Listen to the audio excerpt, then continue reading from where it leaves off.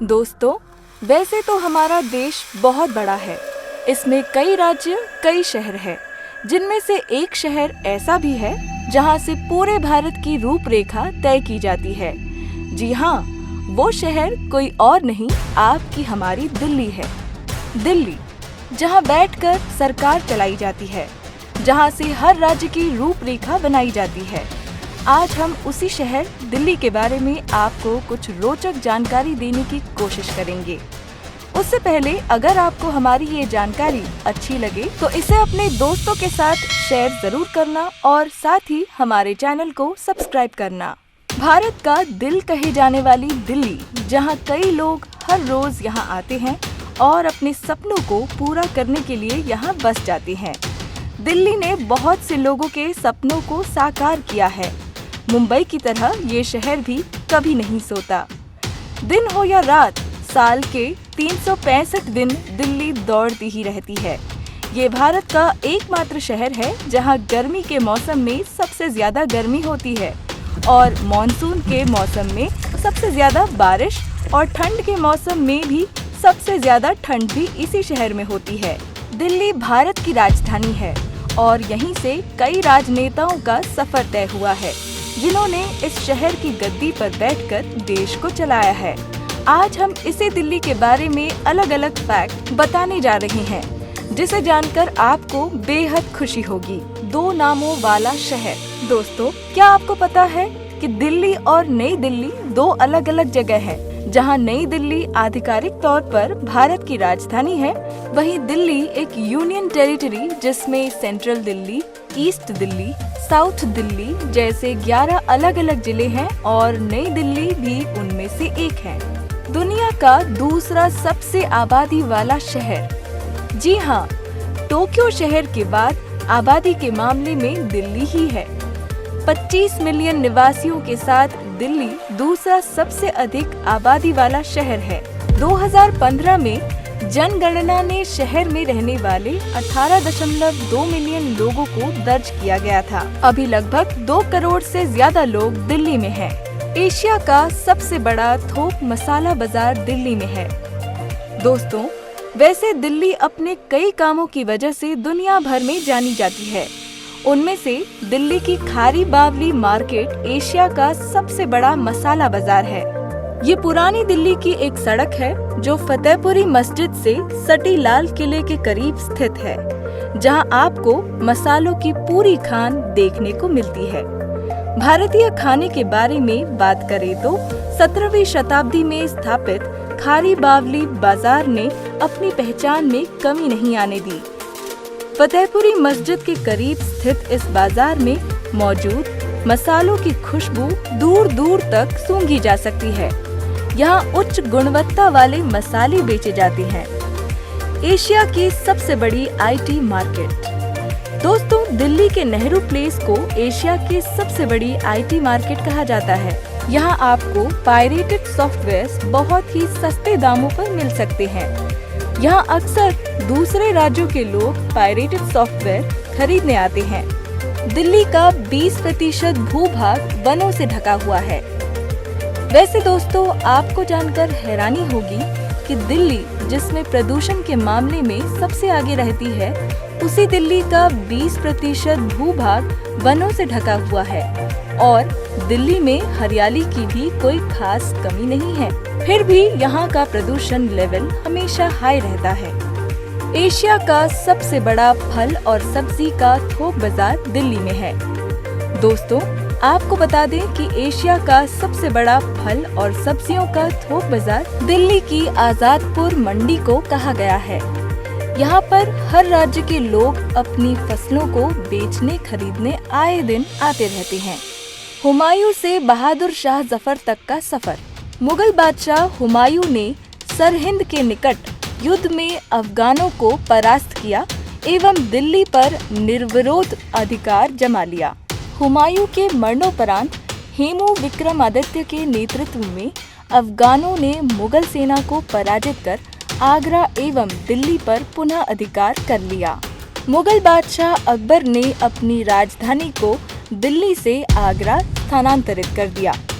अकबर के पोते शाहजहां सन 1628 से 1658 ने 17वीं शताब्दी के मध्य में इसे 7वीं बार बसाया, जिसे शाहजहानाबाद के नाम से जाना गया।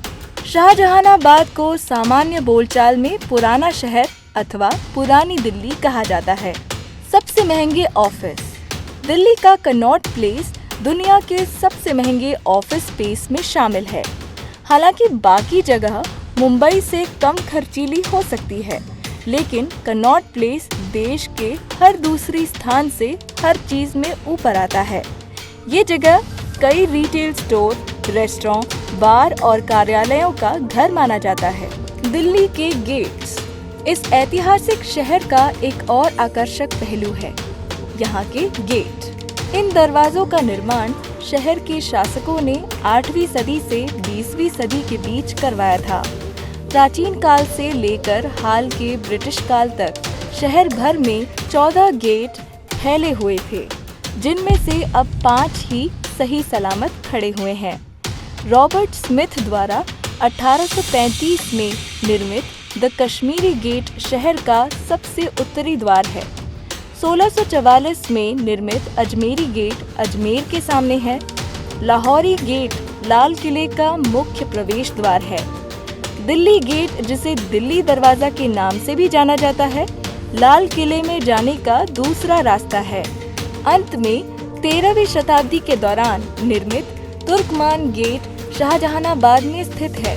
हाल के समय का सबसे महत्वपूर्ण स्थल इंडिया गेट है।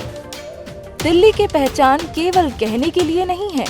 यहाँ का आर्किटेक्चर, यहाँ के लोग, उनका मिजाज, उनकी बोली, दिल्ली में वो सब कुछ है जो एक घुमक्कड़ की चाहत होती है। पुरानी इमारतों से लेकर कुछ बेहतरीन शॉपिंग करने के जगहों तक दिल्ली आपको हर वो एहसास देगी जो शायद आपको किसी और शहर में नहीं मिलेगा। दिल्ली मेट्रो की जितनी तारीफ करे कम होगी। जो लोग दिल्ली में रहते हैं वो समझ सकते हैं कि दिल्ली में मेट्रो आने के बाद से उनकी जिंदगी कितनी आसान हो गई है। मेट्रो ने दिल्ली के ट्रांसपोर्ट और एक जगह से दूसरी जगह जाने में लगने वाले समय को पूरी तरह से बदल दिया है। दिल्ली जैसे बड़े शहर में एक मेट्रो ही तो है, जिसकी वजह से अब दिल्ली के किसी भी कोने तक आराम से पहुंचा जा सकता है। इसके साथ बात करें दिल्ली में खाने की, तो यहाँ कई व्यंजन मौजूद है। कहते हैं दिल्ली बड़े दिल वालों का शहर है, और दिल्ली के लोगों की ये बात उनके खाने में भी साफ दिखाई देती है। पुरानी दिल्ली वो इलाका है जो खाने के शौकीन लोगों के लिए मक्का है। पराठे वाली गली में लाजवाब पराठों से लेकर फतेहपुरी की स्वादिष्ट भेलपुरी और चाट तक यहाँ सब कुछ मिल जाता है। एक शहर का खाना ही उसे पूरा करता है, और दिल्ली के मामले में ये बात 100% सही बैठती है। एक शहर का आर्किटेक्चर उसे यादगार बनाने के लिए काफी होता है।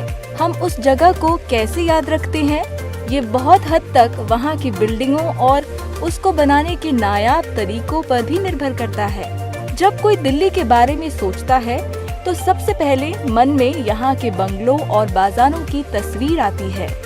Lal Qila, Qutub Minar, lotus temple, India gate जैसी जगहों पर इस शानदार आर्किटेक्चर को आसानी से देखा जा सकता है।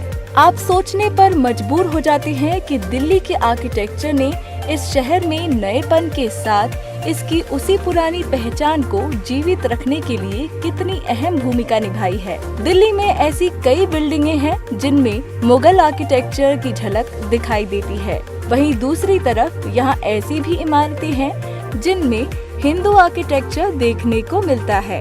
अगर आप भी आर्किटेक्चर के कुछ बेहतरीन उदाहरण देखना चाहते हैं तो आपको यकीनन दिल्ली से अच्छी कोई जगह नहीं मिलेगी। अब जब बात दिल्ली की चल ही रही है तो आपको बता दें कि दिल्ली का जिक्र होते ही एक बड़े शहर की छवि सामने आ जाती है। एक ऐसी जगह जहां भीड़ भाड़ और गाड़ियों से लबालब होती सड़कें हैं। लेकिन इसी शोर के बीच दिल्ली में कुछ जगहें ऐसी भी हैं जहां की शांति और सुकून आपको जरूर महसूस करना चाहिए। दिल्ली में भगवान में विश्वास रखने वालों के लिए बहुत कुछ है। यहाँ हजरत निजामुद्दीन की दरगाह है जिसकी बनावट की तारीफ करने के लिए शब्द कम पड़ जाएंगे। यहाँ अक्षरधाम है, जहाँ मिलने वाले सुकून की कोई बराबरी नहीं है। और तो और यहाँ गुरुद्वारा बंगला साहिब भी है, जो अमृतसर के स्वर्ण मंदिर का छोटा रूप जैसा लगता है। अगर आपका दिल्ली आना हो तो इन जगहों को जरूर देख लेना चाहिए। देश की राजधानी होने के साथ साथ दिल्ली टूरिज्म और ट्रेड के नजरिए से भी काफी महत्वपूर्ण जगह है। दिल्ली की ये खासियत इस शहर को बाकी सब जगहों से अलग बनाती है। दिल्ली बाकी शहरों से अच्छी तरह से जुड़ा हुआ है। अगर आप देश के किसी भी कोने में जाना चाहते हैं तो यहाँ के रेलवे स्टेशन, एयरपोर्ट और बस स्टेशन से आपको आसानी से ट्रांसपोर्ट मिल जाएगा। केवल यही नहीं, दिल्ली एयरपोर्ट से विदेश जाने के लिए भी फ्लाइट मिल जाती है। इसलिए आप किसी भी देश में जाना चाहते हो तो आपको दिल्ली एयरपोर्ट आना ही पड़ेगा। दिल्ली का इतिहास। दिल्ली के इतिहास का उल्लेख महाकाव्य महाभारत में मिलता है। प्राचीन समय में दिल्ली को इंद्रप्रस्थ के नाम से जाना जाता था। दिल्ली पर कई राजवंशों का शासन रहा है, जिनमें मौर्य, गुप्त, पाल और पल्लव आदि प्रमुख थे। उसके बाद तुर्कों और अफगान ने 13वीं से 15वीं शताब्दी तक और सबसे बाद में 16वीं सदी में मुगल शासकों ने दिल्ली पर राज किया। 18वीं शताब्दी के मध्य से दिल्ली पर ब्रिटिश शासन का अधिकार हो गया था। वर्ष 1911 भारत की राजधानी कोलकाता से बदलकर दिल्ली कर दी गई। इसलिए अब ये शहर सभी प्रकार की मुख्य गतिविधियों का केंद्र बन गया था। सन 1947 में स्वतंत्रता प्राप्ति के बाद दिल्ली को भारत की राजधानी के रूप में स्वीकार किया गया। 1956 में इसे केंद्र शासित प्रदेश का दर्जा प्राप्त हुआ था। संविधान के 69वें संशोधन 1991 द्वारा दिल्ली में विधानसभा का गठन किया गया था। इस केंद्र शासित प्रदेश को 1 फरवरी 1992 से नया नाम राष्ट्रीय राजधानी क्षेत्र दिल्ली दिया गया। दिल्ली की अर्थव्यवस्था। देश की राजधानी दिल्ली पूरे उत्तर भारत का सबसे बड़ा व्यवसायिक केंद्र होने के साथ साथ लघु उद्योगों का भी सबसे बड़ा केंद्र है। यहाँ के इंजीनियरिंग, IT, वस्त्र और रसायन उद्योग देश की अर्थव्यवस्था में महत्वपूर्ण योगदान देते हैं। ज्यादातर उद्योग पश्चिम, दक्षिण और दक्षिण पूर्व में स्थित हैं। दिल्ली का सबसे प्रमुख उद्योग क्षेत्र सेवा क्षेत्र है, जो सकल घरेलू राज्य उत्पाद में बहुत बड़ा योगदान देता है। वर्ष 1990 के बाद से दिल्ली विदेशी निवेशकों का पसंदीदा स्थान है। दिल्ली को कई बार लूटा गया। तुगलकों के शासन काल में एक और शहर का निर्माण हुआ। ये शहर था फिरोजाबाद, जिसे मोहम्मद बिन तुगलक के बेटे फिरोज शाह तुगलक ने बसाया। आज जहाँ फिरोज शाह कोटला है, वहीं इस शहर को बसाया गया था। इसी शहर पर साल 1398 में तैमूर लंग ने आक्रमण किया। दिल्ली 8 दिन तक लुटती रही। इतना खून बहा कि दिल्ली को फिर दिल्ली बनने में 1 सदी का समय लगा। तैमूर ने जब दिल्ली पर हमला किया, इसे दुनिया का सबसे अमीर शहर माना जाता था। तैमूर के आक्रमण के बाद तुगलक वंश लगातार कमजोर होता गया और 15वीं सदी में लोधियों ने दिल्ली पर कब्जा कर लिया। 1526 में मुगल भारत में आए। इस साल पानीपत की पहली लड़ाई में बाबर ने इब्राहिम लोधी को पराजित किया और मुगल वंश की नींव रखी। बाबर के बेटे हुमायूं को साल 1540 में शेर शाह सूरी ने हरा दिया और नींव रखी एक और शहर की। ये शहर था शेरगढ़। शेरगढ़ के अवशेष दिल्ली के पुराने किले में देखे जा सकते हैं। इसी किले की एक इमारत शेर मंडल की इमारत से गिरकर हुमायूं की मौत हुई थी। हुमायूं के बाद अकबर ने शासन किया और अकबर के बाद शाहजहां ने। शाहजहां के काल में दिल्ली का 7वां शहर बना शाहजहानाबाद। शाहजहां ने यहाँ भव्य इमारतें बनाई, जैसे लाल किला और जामा मस्जिद। अकबर के काल में दिल्ली से राजधानी आगरा शिफ्ट की जा चुकी थी। शाहजहां ने शाहजहानाबाद बनाकर आगरा से शिफ्ट कर इसे अपनी राजधानी बनाई अंग्रेजों के आगमन तक यही इलाका दिल्ली के नाम से जाना जाता था। इसी दिल्ली को साल 1739 में एक और बार लूटा गया। अब की बार नादिर शाह ने दिल्ली फिर खून में नहाई। मुगलों का तख्ते ताऊस, कोहिनूर हीरा सब नादिर शाह के साथ चले गए और साथ ही चला गया दिल्ली का वो वैभव जिसके लिए वो जानी जाती थी। कैसे बनी नई दिल्ली? दिल्ली तब पंजाब का हिस्सा हुआ करती थी। यहाँ के करीब 128 गांवों को नया शहर बनाने के लिए चुना गया। लगभग 1.25 लाख एकड़ जमीन को खाली कराया गया। 1914 में इसमें मेरठ के 65 गांव और शामिल कराए गए। इस पूरी जमीन के मालिकों को 150 रुपए प्रति एकड़ का मुआवजा देने की बात हुई, लेकिन कई लोगों को ये मुआवजा कभी नहीं मिल पाया। साल 1912 में मशहूर आर्किटेक्ट एडविन लैंसियर लुटियंस और हर्बर्ट बेकर को नई राजधानी का डिजाइन तैयार करने के लिए बुलाया गया। Lutyens Delhi town planning committee के सदस्य भी थे। पहले अंग्रेजों की योजना थी कि कोरोनेशन पार्क, जहां किंग जॉर्ज की ताकपोशी हुई थी, वहीं पर नई राजधानी बनाई जाए, लेकिन लुटियंस ने इस जगह को राजधानी के लिए सही नहीं पाया। अपनी रिपोर्ट में उन्होंने दर्ज किया कि ये इलाका तंग था और यहाँ मलेरिया फैलने का खतरा बना रहता था। कई महीनों की तलाश के बाद अंत में वाइसराय और कमिश्नर हेली ने लुटियंस को रायसीना हिल्स का एरिया सुझाया।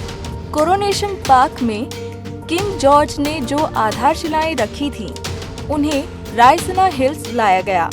ये काम एकदम खुफिया तरीके से किया गया, क्योंकि अंग्रेजों को डर था कि क्रांतिकारी इन आधारशिलाओं को तोड़ने की फिराक में हैं। आधारशिलाएं शिफ्ट करने का काम तब कॉन्ट्रैक्टर सरदार शोभा सिंह को दिया गया था। शोभा सिंह मशहूर लेखक खुशवंत सिंह के पिता थे। शोभा सिंह ने बैलगाड़ी में ये शिलाएं लादकर आधी रात को रायसीना हिल्स तक पहुंचाईं। जहां इन पत्थरों को लगाया गया, वहीं आगे चलकर नॉर्थ और साउथ ब्लॉक बने। 1913 में राजधानी बनाने का काम जोर शोर से शुरू हुआ, लेकिन तभी प्रथम विश्व युद्ध ने अंग्रेजों का हिसाब गड़बड़ा दिया। जुलाई 1914 में प्रथम विश्व युद्ध की शुरुआत हो गई, जिसे द ग्रेट वॉर का नाम दिया गया। 4 साल चले इस युद्ध ने ब्रिटिश प्रशासन का हिसाब किताब डांवाडोल कर दिया और इसकी वजह से राजधानी के काम में सुस्ती आ गई। 1918 में युद्ध के खात्मे के बाद इस काम में तेजी आई।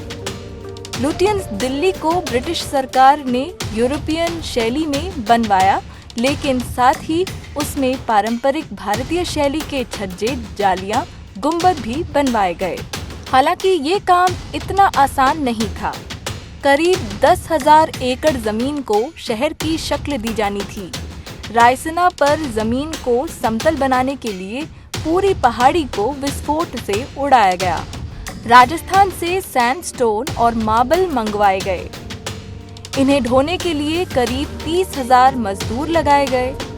राजधानी के आर्किटेक्ट लुटियंस ने पूरे इलाके को 169 ब्लॉक्स में बांटा और शहर के लिए अलग अलग जोन भी निर्धारित किए गए। नई राजधानी की सबसे भव्य इमारत थी वाइसरॉय हाउस, जिसे हम राष्ट्रपति भवन के नाम से जानते हैं। वाइसरॉय हाउस के निर्माण में कुल 17 साल लगे। वही इंडिया गेट का निर्माण 10 साल में पूरा हुआ। इंडिया गेट को तब खास तौर पर वर्ल्ड वॉर में वीरगति को प्राप्त हुए सैनिकों को श्रद्धांजलि देने के लिए बनाया गया था। संसद का डिजाइन तब लुटियंस के साथ ही बेकर ने तैयार किया था। बेकर ने ही नॉर्थ और साउथ ब्लॉक की इमारत बनाई थी। इस पूरे काम में लगभग 30,000 मजदूरों को लगाया गया था, जिन्होंने 350 करोड़ क्यूबिक पत्थरों को तराशकर इमारतों के लिए तैयार किया। वहीं लकड़ी का काम करने के लिए 700 मजदूरों को लगाया गया था। नई राजधानी के हिस्से के तौर पर एक सिटी सेंटर भी तैयार करवाया गया था। ये सिटी सेंटर माधोगंज गांव में बनवाया गया। इस जगह को हम कनॉट प्लेस या राजीव चौक के नाम से जानते हैं। कनॉट प्लेस का नाम कनॉट प्लेस पड़ने के पीछे की कहानी यूं है कि 1921 में किंग जॉर्ज के uncle Duke of Connaught Delhi आए। उन्हें तब दिल्ली खूब पसंद आई थी, इसलिए प्रशासन ने उनके नाम पर सिटी सेंटर का नाम कनॉट प्लेस रख दिया। कनॉट प्लेस में गोलाई में जो खंबे और ब्लॉक्स बने हैं, उसका आइडिया इंपीरियल दिल्ली कमेटी के सदस्य W.H. निकोलस ने दिया था। अब जानिए दिल्ली आधिकारिक तौर पर राजधानी कब बनी। 20 साल के निर्माण के बाद साल 1931 में नई राजधानी का निर्माण पूरा हुआ। तब तक शाहजहानाबाद को दिल्ली के नाम से जाना जाता था। नई राजधानी बनने के बाद इसे पुरानी दिल्ली कहा जाने लगा। नई दिल्ली का उद्घाटन फरवरी 1931 में वाइसरॉय लॉर्ड इरविन द्वारा किया गया था।